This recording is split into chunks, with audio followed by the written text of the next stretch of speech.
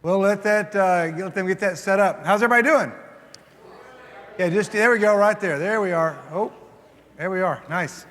So who here is from Memphis? Are all groups from Memphis? This year, you're from Arkansas. Yeah. That's right. Okay, very good. It's so great to be back. It's so good to just hear corporate worship like that again. Good to hear Breeshan. Good to watch him jump around. Good to be with my friend Buster Clemens. Buster's my youth ministry mentor. And I guess one day when I get demoted to executive minister like him, he'll still be my mentor. This is Buster's last year leading Memphis Workcamp. It's amazing. So I'm so honored to be with you again. Well, after the year we've had, I'm glad we don't get to see signs like this anymore. This is right here. I'll zoom in on it. If you're feeling ill, please quarantine yourself. I don't know how, I'm glad we don't have to deal with any more quarantines. And then this one here, I'm a little scared. The laundry room is closed because they're going to be Satanizing from 1 to 3 o'clock. What we're doing in here is the exact opposite of that. So I'm just glad that we are un-Satanizing this room. So my daughters, I've got 3 daughters, just married one of them last week. That was very surreal. And I've got 2 other daughters. My youngest daughter, Lila, and my middle daughter, Annabelle. They are huge, I mean big time, huge fans of this movie right here. How many of you, do we have any B movie aficionados? Somebody that says, I really like this movie. I know a lot about this movie. Raise your hand if you really think you know a lot about this movie. Raise your hand. I mean, seriously, keep your hands up. Keep your hands up. I need 4 of you that say, I'm willing to put this to the test. Are there 4 of you? You got 1 right here? Come on up. He says he knows. Come on up. Do we have another one? Right here? Come on up. I'd like to get 2 girls. We got 2 guys. Do we have 2 girls? Are there's not, is this going to be an all-guy contest? Oh, come on up. Good, very good. Come on up. Who else we got? Anybody else that says, you're being voluntold? Come on up. All right. Now, we're all from different churches. What church? I go to Highland. Sycamore View. Sycamore View. Highland. So, this is going to be not only the battle of the genders, but also the battle of the churches. Now, you can either do this one of 2 ways. You might be able to see the screen up there. You might be able to turn it this way. The way we're going to play it, I'm going to ask these questions really quickly. You're just going to raise your hand. Don't shout the answer out. Raise your hand if you know the answer to this question. Now, I'm serious. You said you know this movie well. Like you were the first one up. Why do you say you know it so well? I was technically volunteered, but I just kind of rolled the punches and I'm like, hey, I used to love that movie. Okay. I like jazz, so I'm just saying, hey. There we go. I'm just saying. Now here's the man. Yeah, my youngest daughter, for years when she was little. The movie came out in 2007. Whenever I would introduce my daughter Lila to somebody, she would say, "You like jazz?" I like jazz. Yeah. All right. And why do you love the B movie? Like, it's a great movie. Okay, you seriously think you know it? You know it? I don't. Maybe. Katie, you know Okay. I think so. Okay. All right. Tell me your names. my name is Kessler Baker. Kessler. Carson Cooper. Kessler and Carson. I'm Katie. Katie. Kessler, Carson, Katie. Caitlin. Oh! Kessler, Carson, Katie, and Caitlin. My brain is short-circuiting here. All right, here we go. We got to go through this quick. You ready? Here we go. Raise your hand if you know the answer. It's B movie trivia. You can either look up there or you can look at the screen, whatever you want. Raise your hand if you know the answer. What is the full name of this character? Yes, sir. Barry B. Benson. Barry B. Benson. Got it right. Hey, just keep up. They get harder. We're easing into this. All right, so just keep, hold one finger up. Hold one finger up. All right, here we go. What does Barry get on his report card? Oh, he says he knows. He gets all B's. He gets straight B's. All right, we're off to a great start. We're off to Kessler. Kessler is out of the chute. Here we go. What is Barry's dad's profession? He's a honey stirrer. He is a honey stirrer. Very good. Okay, you raised your hand before I even finished the question. Where you read it and you knew it? Or you were just saying, I'm raising my hand and I'm going to hope I know it? Because it's now 2-1. Come on, ladies, here we go. Here's the next one. What does Barry threaten to do when he realized? Hold on. What? He shaves his antenna. No. All right. You say you know? Nope. Nope. You don't remember. He threatens to get an ant tattoo. Yeah, he threatens to get, okay, I could be wrong. I'm not going to question your knowledge of this movie at all. My daughter, my third daughter, whenever we're like talking, and she, she's a third child, so she gets left out every now and then in the conversations, and every now and then she'll be, even she's 17, and she'll say, I'm getting an ant tattoo in the middle of the kitchen. All right, here we go. What does Barry decide to wear in order to shake it up a little? Black and yellow. Black and yellow. Black and yellow. Yes. Yellow and black, yellow and black, yellow and black, black and yellow. I'll hear my daughter saying this when she was a kid. I'll hear her saying this up in her closet upstairs. She's going for school and she'll say yellow and black, yellow and black, yellow and black. Ah, black and yellow, shake it up a little. All right, Barry is part of what graduating class? So this one's tough. This was what? She says 9 a.m. That is incorrect. That is incorrect. 7 a.m. is incorrect. She's like 12 a.m. No, nobody got it. It's 9:15. The graduating class of 9:15. What is the name of Barry's best friend? Adam, you got it. All right, man, Kessler's running away with it here. We got 4, 1. All right, come on, girls, just get one of them. All right, Adam, here we go. You got close. You got closest. But no, that's not the answer to the question.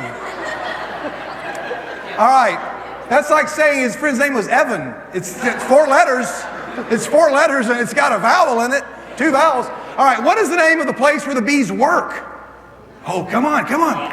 No. Do what? No, the honey factory, no. The honeybee working place. No, it is Hunex. All right, here we go. What are these characters called? Yes. That is technically incorrect. I may give you the point unless somebody else comes up. Oh, she got it. Oh, pollen jocks. We're going to give it to her. We're giving it to the girl. Wait, you got... No, you get 1. You get 1. You get 1 point. She's just like, I got the...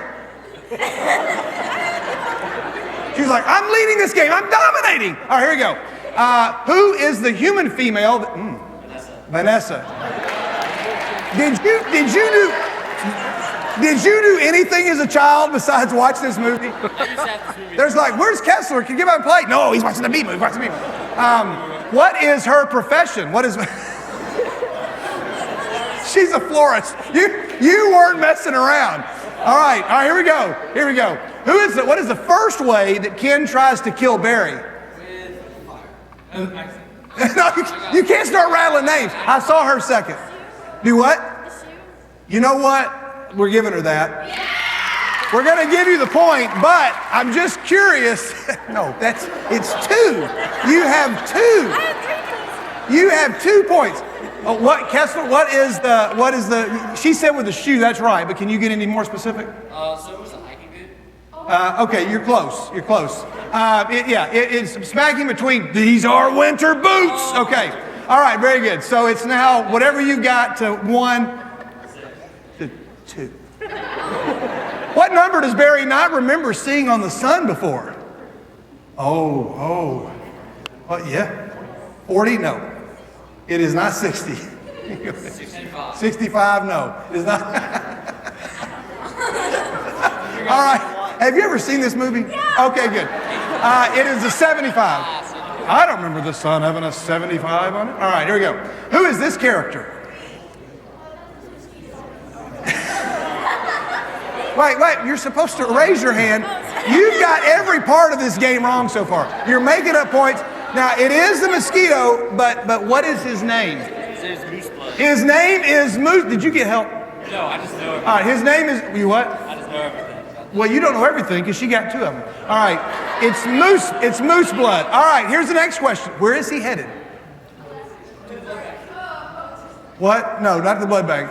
Alaska. Thank you.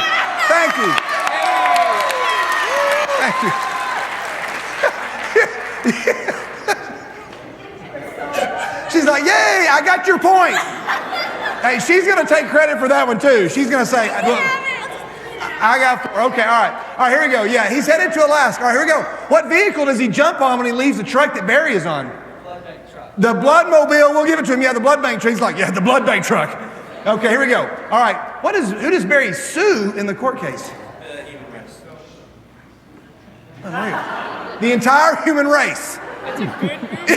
No kidding. All right, what talk show host is the inspiration for it? Yeah, Larry King. I'm sorry. I don't know why.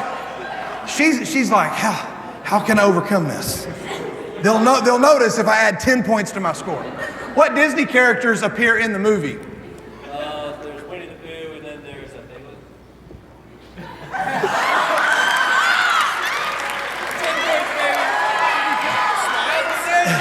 You know, hey, at some point, there was probably a girl in this room that was kind of like, he knows some stuff about the Bee Movie. That is so sweet. I don't know.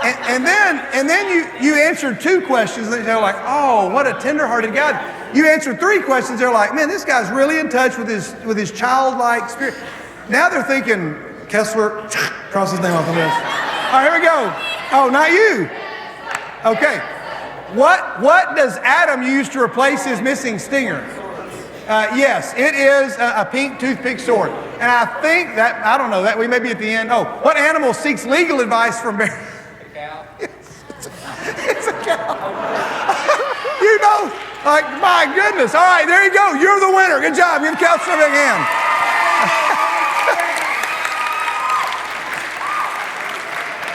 Wow. That was unreal. I was not expecting that. Okay, so if you go online to watch B-movie related clips, I thought, I love the movie too, and I've seen the movie many times. I've heard the movie more times because we used to play it in the car. And with my daughter, and my daughter's in the back, and apparently Kessler was in the back of the car somewhere. And one of the B-movie, the B-movie has kind of had another life on the internet because people do all kinds of things with the B-movie. One of them is the B-movie trailer, in which every clip of the trailer is made with scenes from the B-movie. Can you tell that? Those are all scenes from the B-movie. So there they are with the winter boots. That's the shot, but it's made with all clips from the B-movie. So somebody had a lot of time on their hands to do that. But my favorite. Now you've probably all seen the one where they every time they say the word B, they speed the movie up. Twice, and it gets faster and faster and faster. Everybody's seen that one. There's one that I hadn't seen. Now, some of you have probably seen it.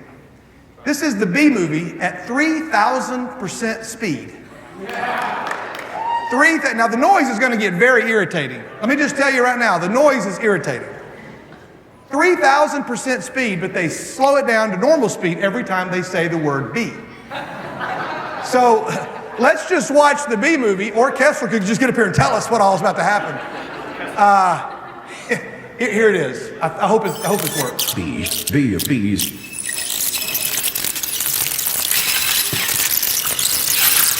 Bees.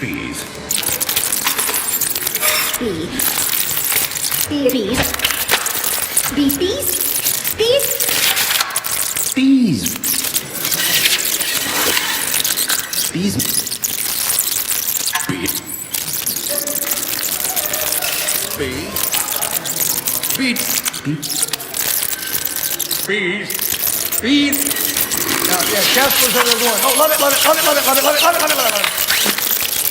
All right, you get the idea, right? We don't have to go through something terrible is happening. We don't have to go through all 4 minutes of this video, right? We don't have time.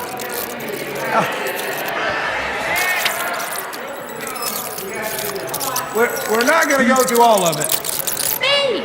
I'll give you a few more seconds.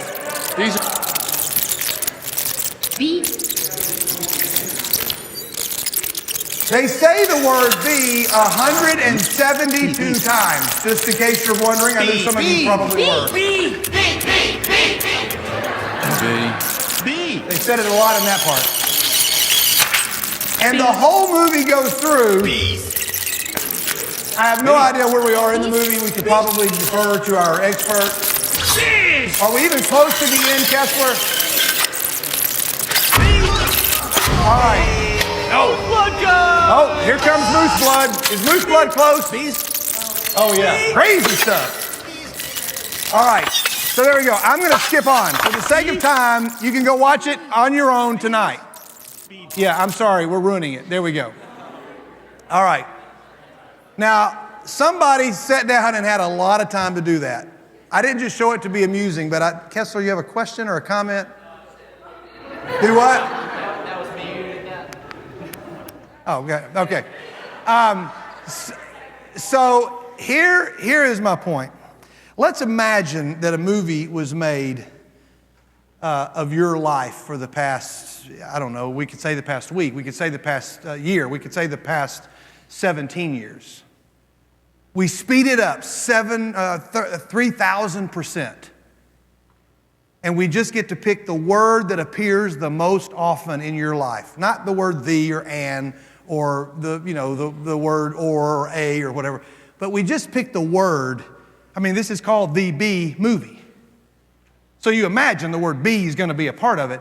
But let's just imagine a movie is made of your life and we're going to speed it up 3,000%, but we're going to stop it every time the main word of your life is said, as if to say everything else is important, but this is the word. This is the important word. Well, some of you may be familiar with an old app. It's called Wordle.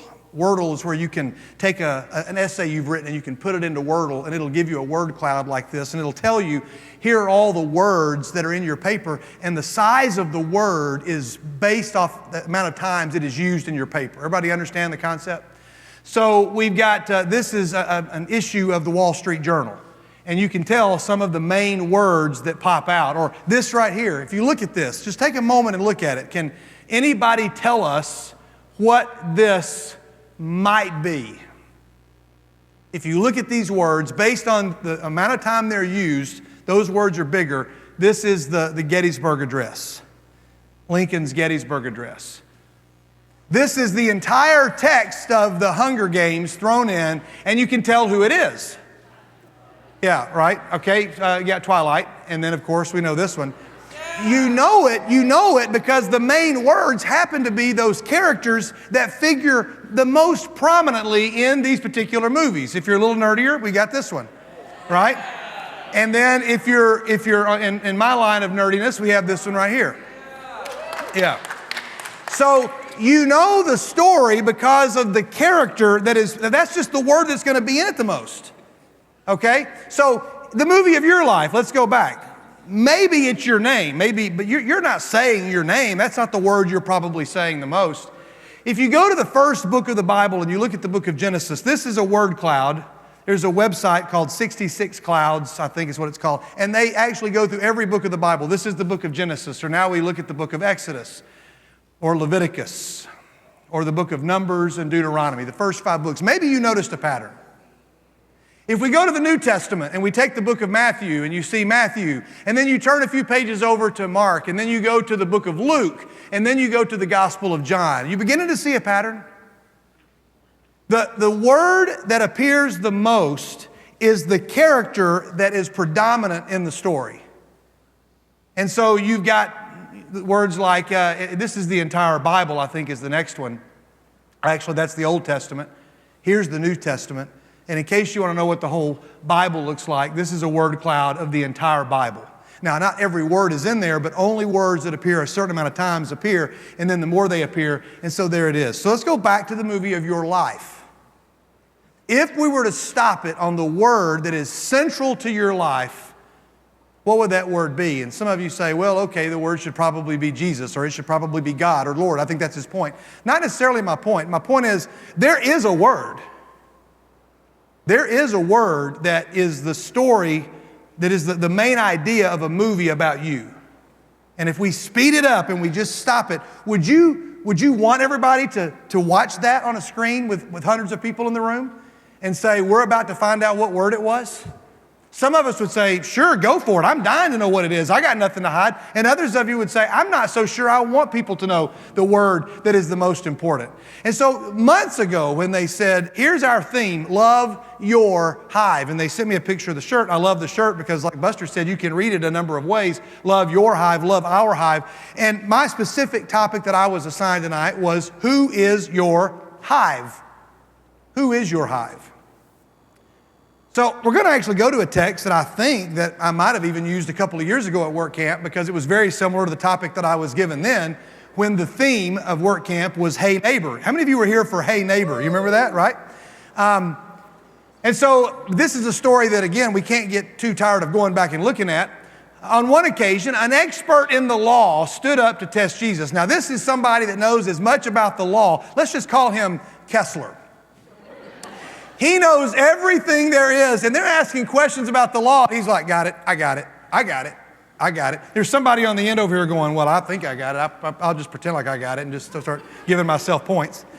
But there's somebody that says, I know it all. Like, you throw it at, whatever you want to throw at me, Jesus, I got it. B-movie's not been around, invented yet, but the law I know, so ask me any question you want.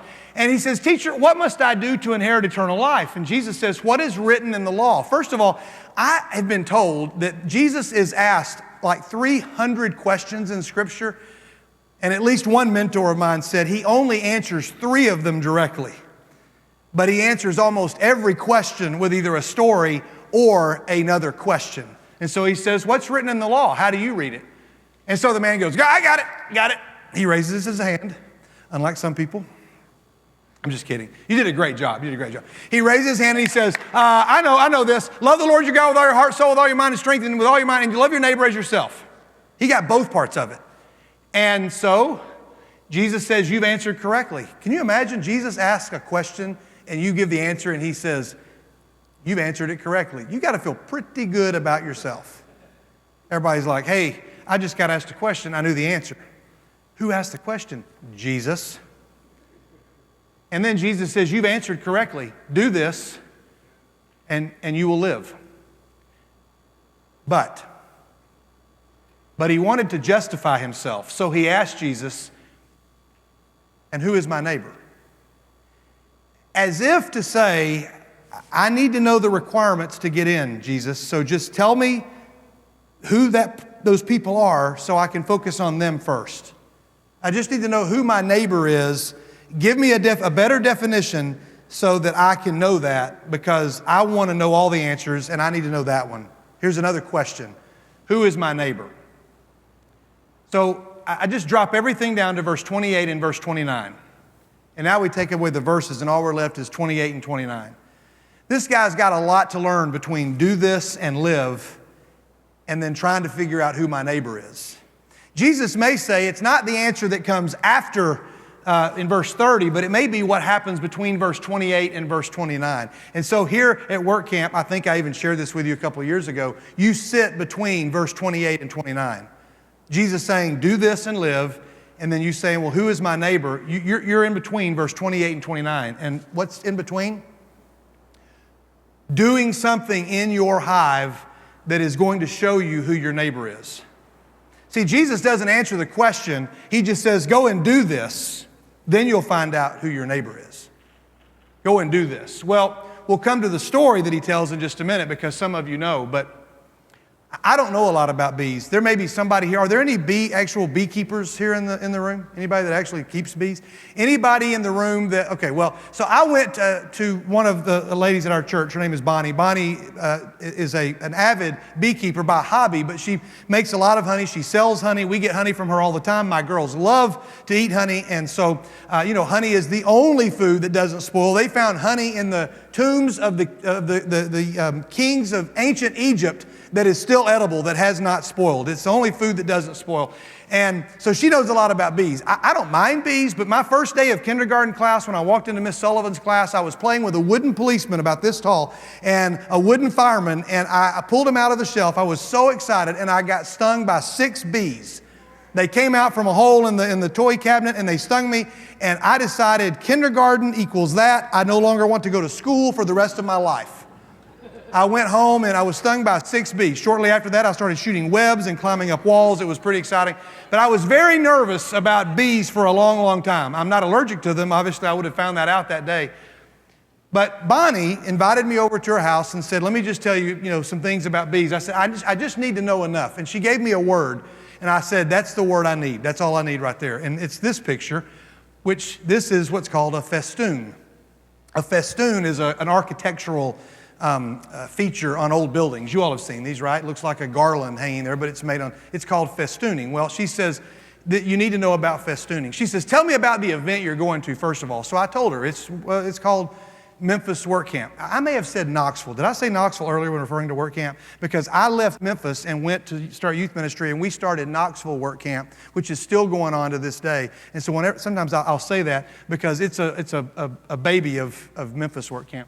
And so she said, you need to know this word. And she says, here's a picture of festooning bees. Looks very much like the picture I just showed you. And I said, well, what is that?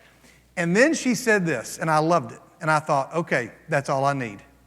She said, when bees, listen very carefully, when bees recognize that something is broken in their community, so we're already on the same page, right? When a bee recognizes that something is not the way it should be in their community, they will festoon, which essentially, for all practical purposes, is they link arms. You're like, why are they linking arms? To say, we're all in this together, we got to stick through this? No, they're measuring because they're realizing, hey, we don't have any hive right here. And so she says, we don't even really know what festooning is, but the best we think we know, Kessler probably does, but the rest of us don't know what festooning is. And she says, the best we know is that they are measuring.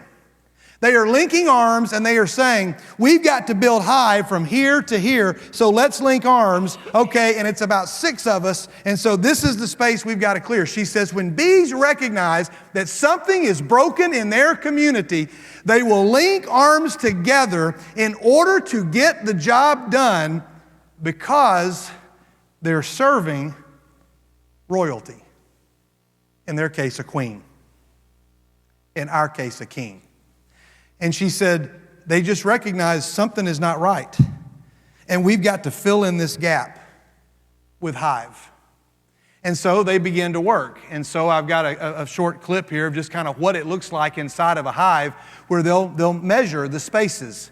It looks like they're just kind of grouping together, but they're actually stretching from side to side to measure, here's how much hive we have to make. And that's what festooning bees look like. Then she said, if you don't have hive, like I brought one here, I didn't realize there would be some on the stage, but she actually dropped this off the other day at my office, and she said, I left you some hive. And she said, here's what's called a box, or sometimes it's called a super, because it's made up of all the individual frames.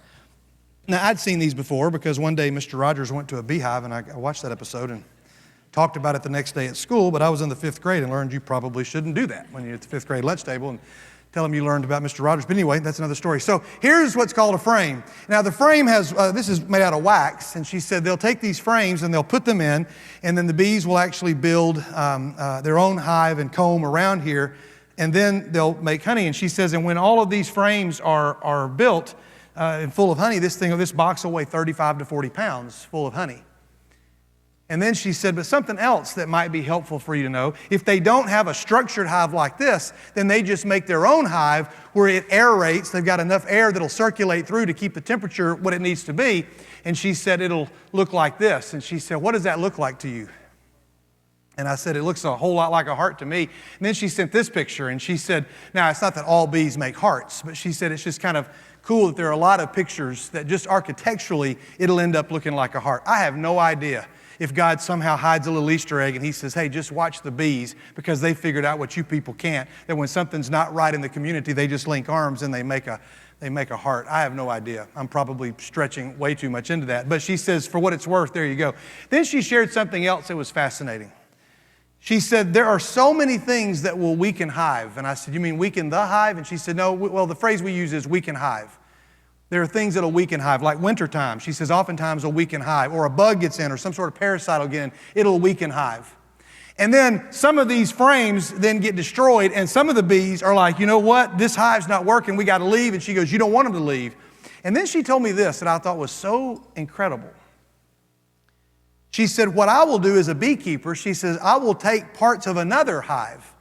I'll take some frames out of another hive, and I'll go to a hive that has been weakened by some outside source or enemy, and I will go in and I'll start to put it there. But the problem is that bees are very territorial, and they'll fight, and they don't like each other. And so bees from this part of the hive and from this part of the hive, they normally don't get along. And she said, think about it like it's 2 different groups of people from 2 different parts of town. They just they don't get along together. And she said, but if you put a piece of newspaper between the hive, They can't get to each other. But she said, I'll take a piece of hive that has some larvae in it, some bees that are not yet, bees. And I'm using very scientific terms here. And she says, and then she'll take a part of the hive that is from another hive, she'll put it into the super or the box and put some newspaper in between it. And she says, in the length of time that it takes the newspaper, the bees to chew through the newspaper, their pheromones have aligned and they just have learned to get along with each other, and then they get along with each other. And she says, even if they haven't, if bees see that there are younger bees there, she said, bees will not leave the hive if there is something younger that needs to be taken care of. Which I'm just on the phone thinking this is just all a remarkable lesson that like all of us need to know. And so she said, it sounds to me like where you're going is a group of people that have realized there's a community that they live in which something is not the way it is supposed to be. And they say, that's not going to stand as long as we're around. I'm not okay with that. And so what do? You come together from all of these different places and you link arms and you measure and you say, this is what's got to be done. Let's do this because we're serving royalty. It's a pretty simple lesson.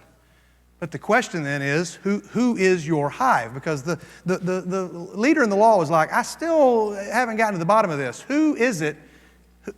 Who is my neighbor? This word neighbor comes from this word, which we don't even really know the correct spelling of, but it's a word that basically means somebody that grows or plants beside you. We looked at this a couple years ago. Your neighbor is somebody that grows or plants next to you. These are two words. One of these words that means grow and one that means beside. So your neighbor is not just somebody that lives across the fence from you. It is today, but it used to be the person that plants and has the fields over there. They're the person that grows and plants beside me. They're my neighbor. So Jesus could say, your neighbor is anybody that's growing and planting beside you. We know that a neighbor is a person that lives near another person, or an adjective, neighboring countries are situated near one another. But I didn't really know that neighboring, I've never really used it a lot as a verb, to live or to be situated, to adjoin or to place or bring near. If you neighbor something, you take two things that are apart and you bring them together. You neighbor them. So Jesus says, who is your neighbor? It's somebody that is over there, and you're going to try to bring them closer. You're going to get closer to the people that you work and plant and grow beside this week. Often it's people from other churches or other hives. This year, I think you're working with people that are maybe with your own group, which is a little different than in other years. But next year, hopefully things will be back to normal and you'll be able to work alongside people from other hives. And you won't need newspaper between you because you already have something that bonds you and gets you in common. So you're like, well, you still haven't answered the question, what is your hive? Where is my hive? This is your hive. Your hive is planet Earth. And any moment that you realize that something is not the way it should be, you link arms and you measure and you say, this is what has to be done in order to serve the one that we serve. This word witness appears in the Bible a lot. A witness is just somebody who shares what they've seen. Leonard Sweet uses this word, witness. It's just a word that I like to use. Some of our teens have heard me say it before. So when you talk about witnesses, I just like the word witnesses. Witnesses. Our time is short, so I'm going to do this really quickly, but I brought three guys with me, one to keep me awake, because we went from the wedding to a quick trip to the beach to dealing with my mother-in-law who broke her hip to then going straight into church camp a day later and just got back from church camp the day before we drove here, and so I'm a little tired. And so I was like, I need some guys to go with me and just kind of keep me awake, and they did a great job of that. So Spence and Caden and Jack, would you come up here a second? These are guys from Murfreesboro. They're going to be going back with me tonight, so... Yeah. So two of these guys are seniors, and one of them is not. Caden's not. Caden's a sophomore. Is that right? Yeah. So here are three guys that every Tuesday night we meet at Bojangles, mainly because it's just close to our houses. It's close to my house. And so we meet at Bojangles. We've done that for years and years and years. And other groups of guys have graduated on, but these guys are a part of the current Bo Boys that they call themselves. And so we meet at Bojangles. And I've talked about them before, I think, here maybe a couple years ago. And here are three of them. And Bojangles has been closed, one because of COVID. Now they can't find workers, and so they're still working a drive-through, but we just meet out in the parking lot. And we sit out in the parking lot, we drive through, we get our food, then we just come in the parking lot and sit. We're not letting anything disturb what we do. But a couple of months ago, it was still open inside, and we were sitting there meeting together. And for months, literally months, I had noticed this gentleman at the end of the table sitting off to the table. You can see his stuff in the background of the picture. Can you see it in that table back there? And he would sit back there, and nobody's in the restaurant. It's 7 o'clock. I mean, most people have eaten dinner. There's hardly anybody ever there. So that's why we meet there, because it's just us.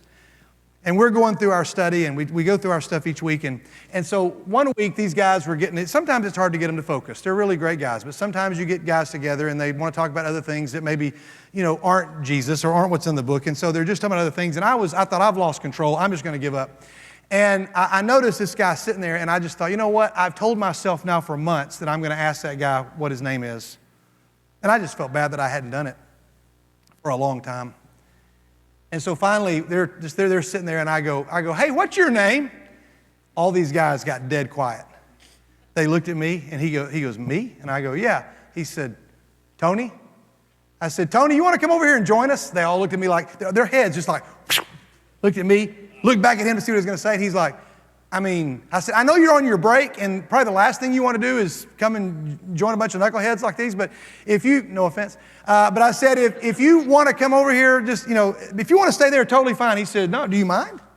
I said, no, and the guys were like, they made room real quick, and Tony came over there, and he put his stuff down, and he sat there, and I said, Tony, I've been wanting to ask your name for a long time, but I didn't want to bother you on your break, but I just noticed that I'm sorry that your break happens to fall every Tuesday night at 7 o'clock when the only people that are ever here are here in that hour, and we're causing a bunch of noise. And he said, no, it's not a problem. And I said, Tony, tell us, what's the most interesting thing about you? Because I just learned a long time ago. You should try this, by the way. If you're ever with strangers and you just want to say, they'll say, what's your name or where you're from. If you just say, hey, what's the most interesting thing about you? There's some great stories that come out. He said, He said, well,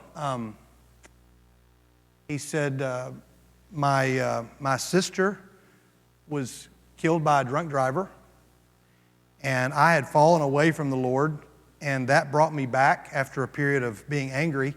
It brought me back to the Lord. I gave my life to Christ when I was 17, and I've been a believer ever since. And every Tuesday night at 7, I choose to take my break for the past 4 months so I could sit over here by this table and listen to your Bible study. And those guys all looked at each other, and I could see them. I could see all of us racing through. What have we talked about? What have we said? What's going on? No. Oh, no. And I just said, Tony, for real? He goes, yeah. He said, because you don't see teenage boys doing this. I couldn't believe it. And so for the first couple of months, I was like, I want to know why they're here. And I saw your Bibles, but I really wanted to know, is that why they're really here? And he said, I've been sitting there listening. It was like 2 weeks after that, they shut Bojangles down, right, guys? And they only let us go through the drive-thru. Tony works in the kitchen, so he's not at the counter or the drive-thru, but all these guys ask for Tony when they show up. And the people at the window are always like, Tony, some guys want to see you. And he comes out and says, hey. Now he comes out and he takes the garbage out at 7 o'clock. And he brings the garbage out really slowly.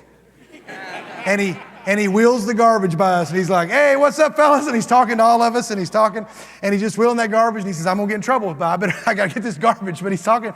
And then he goes and throws the garbage away. And he walks back slowly. And he talks to us. And before he left the table that night, he said, can I pray for you fellas? And they were like, sure. And he stood up and said a prayer. It's like a preacher entered the room, right? It was crazy. And then he went back to, making biscuits in the back. And Tony, like 2 or 3 days ago, had hip replacement surgery. He said, guys, you're not going to see me for a while because I'm going to have surgery. And I was like, Tony, this place is going to shut down without you. Like, I don't know that I want to eat here if you're not working here. And he said, well, I'm going to be out for a while. And so then one of the guys said, hey, Tony, can we pray for you? And we surrounded Tony in that parking lot, and we prayed for his hip replacement surgery. And then he went and took his garbage can back inside. And we've not talked to him since. So, but there's Tony. And so Tony's our neighbor. And we neighbored that night. We took somebody that was far from us, whose life experience I'm sure is very different from us. and brought us closer. And then before we left, there was a young 17-year-old kid that got up and he had his headphones in and he walked off to the side and he sat down at a table right beside us. And Tony got up, and it was another worker. And Tony got up and he got his tray and he walked over to me and he leaned over. The guys didn't hear him. And he said, whatever you're talking about, keep talking about it and say it louder, because I talked to that young man in the back, and whatever you're talking about, he needs to hear it. And he says, and I don't even think he's got those headphones on. And he walked back. And so we realized we have no idea who's paying attention or who's listening. A verse that I want to kind of leave you with from 2 Timothy 2 and verse 22. The reason I brought these three guys up here. Paul is writing to somebody younger than him, and he says, flee the evil desires of youth and pursue righteousness, faith, love, and peace, along with those who call on the Lord out of a pure heart. The most important words in that verse are these three. It's not flee or even pursue righteousness or faith, love, or peace, or even pure heart or Lord. Why? Those words are important. You never get to any of those other words if you don't have those that you're going along with. You never get to fleeing the evil desires of youth if you're doing it by yourself. You never get to pursuing faith, love, and right if you're doing it by yourself. It's very difficult to consistently call on the Lord out of a pure heart if you're doing it by yourself. Unless you have workers in a hive and you have festooned to lock arms because you recognize something's not right and we need each other, you're never going to do it. And so you've got to have of those. I'm not going to read the whole story, but you know the story in Mark, where Jesus is preaching and a paralytic is lowered through the roof. We're not going to act the story out like I would normally do in a group this big, but he lowers the guy through, and Jesus looks up and he sees four friends. Mark tells us that four of his friends carried him on a mat. And when I get to heaven, I'm going to push through the crowd. I mean, I'll push past King David, and I'll push past Esther and Abraham and Moses, and I want to say, where are those guys? Because I want to know whose idea was it to do this. One of them had to say, hey guys, Jesus is coming to town. One of our friends is sick and we got to get to him, so here's what we're going to do. These weren't just buddies. These were guys that said, we will do whatever it takes. We're going to measure the distance between you and Jesus, and we're going to do whatever we can. They festooned themselves to get this guy down to Jesus. I went to a little church in the country to do a VBS, and a picture just like this was on the ceiling of their preschool area. And I said, what is that doing there? And they said, oh, it's from a VBS about 4 years ago, but we lost the ladder. We haven't been able to take it down. It's a true story. And I said, don't ever take it down. They said, why not? I said, because I want you, every time a kid says, who are those guys? I want somebody to tell this story, because I tell our students there's two questions that everybody in this room needs to answer. Two questions. One, do you have four friends that if you were spiritually paralyzed would do whatever it took to neighbor you to Jesus? Do you have four, not four teammates, not four classmates, do you have four friends that would do whatever it took to get somebody to Jesus? And the second question, are you the answer to somebody else's four? Are you one of somebody else's four? If you can't answer that question tonight, then Workcamp is great. You should do Workcamp. When you go back home, you should immediately get started on that. And these guys have that. If one of these guys is not doing well, these guys are going to know it. They're going to say, hey, what's up? They're going to know it. And they're going to go and say, we're going to do everything we can to bring you to Jesus. You guys can just sit right there on the first pew there for a second. And so I'll close with the story ends that Jesus says that you can know the Son of Man has authority on earth to forgive sins. He says to this paralytic, I tell you, get up, take your mat, and go home. He got up, he took his mat, and he walked out in full view of them all. This amazed everyone, and they praised God, saying, I already showed you the slide. What did they say? Anybody remember what the slide said I clicked earlier? We have never seen anything like this. It's exactly what Tony said at Bojangles. I've never seen anything like this. It's what these people said. It was more dramatic watching a lame man get up and walk to teenagers sitting around a table at Bojangles, I feel certain. But this week, they're like, hey, there's some kids in our neighbor's yard. Should we call somebody? Should we tell somebody? I don't know. What are they doing? They got paintbrushes. They got ladders. They're all around the house. What are they doing? They're painting the house. Kids painting the house? They'll walk outside and they'll say, I've never seen anything like this. I don't know what's going on here. What are you doing? And I want you to be able to say, well, you know, have you ever seen bees? They're like, when bees in their community recognize that something's not the way it should be, they just link arms and they say, even if we're from different hives, we're going to link arms and we're going to do what has to be done because we're serving royalty. That's what we're doing because you know what? This person is in our hive. They may have no idea what you're talking about. If Kessler's on your team, you'll be set. They'll take care of it. And so, along with those, so the people that are beside you right now, this week, they're your those. Jesus says, which of these three do you think was a neighbor to the man who fell into the hands of robbers? I didn't even tell you the story he told. You know that story. The expert in the law is like, well, the one who had mercy on him. He didn't even want to say the Samaritan. He knew the answer, but he didn't want to say it. He didn't want the point. He was like, okay. And Jesus tells him, go and do likewise. And that's what I'm telling you. This comic strip, and then I've got one last picture when we're done. This comic strip comes from Over the Hedge. It was on Valentine's Day about 4 years ago. I don't know that you can read it, but Vern up there says, another Valentine's Day, another empty mailbox.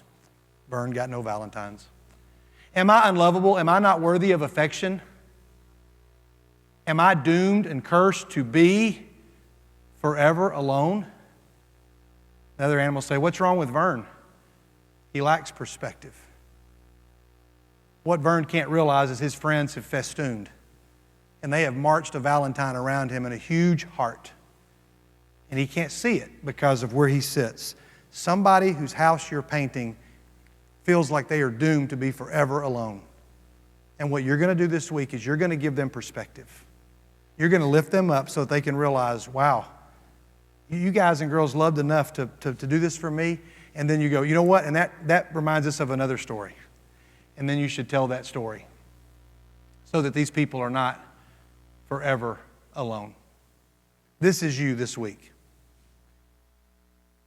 You find yourself in the middle of verse 28 and verse 29, and your answer is by neighboring somebody. And the last image I'll give you is a word cloud that is made up of letters that were taken for years from death row inmates from the state of Texas. They took all of those letters and they said, I wonder what would happen if we ran all of these letters through Wordle or something like it. And so all these words were used. But you can see the words that were on these guys' hearts. Love. All. That's your job. So something in the community is broken. You're here linking arms tonight, as you will every night at worship. Go out tomorrow and make it right because of the royalty that we serve. It's an honor to be with you, and a little embarrassing to have the easy part of the week to just kind of give you a challenge. But know that I am so thankful, and every year, not a day will go by this week that I will not think and pray about the work that you're doing. And I'm going to start that right now. God, I thank you for these young men and young women, and these not so young men and not so young women who've given up some of their time, some of them vacation, to be here. For some of us, it's our job. For others of us, it's a sacrifice of love. For some of us, it's because it's our kids. And for some of us, it's just because we have come to know and love our neighbors. And so I ask that you give them strength. I pray for Tony as he recovers. And I pray for Caden and Spence and Jack and the other guys that meet at Bojangles, that they will continue to realize that they need to lock arms and to make what is not right in their community right. God, I thank you for the worship that will be in this place. And I thank you for my friend Buster. And I thank you for all of those in this room who are going to be poured out upon the altar for you. God, we are so humbled to be in this place again, and we are so thankful that for whatever reason we were not able to meet last year. And if nothing else, it gave us an appreciation that we may never complain about sweating on a ladder ever again, because we know what it's like when that is taken away. It may be that we just love Workcamp more than the God that we serve at Workcamp. We don't know, and we may never know, and you may show us. But God, as we festoon in this place tonight, we know who our hive is. May we go and do likewise. Through the name of Jesus we pray, and we all say together, amen. God's grace and peace go with all of you. Thank you. You got your back.